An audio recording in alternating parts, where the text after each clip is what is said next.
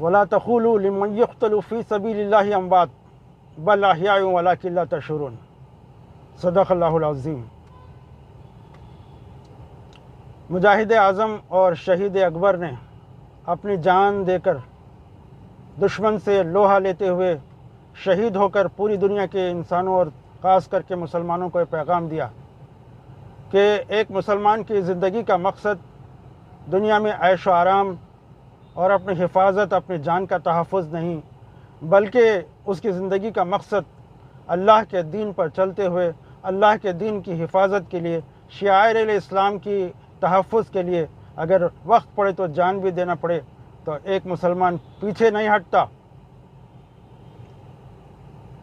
شہادت ہے مطلوب و مقصود مومن، نہ مال غنیمت نہ کشور کشائی۔ ایک مسلمان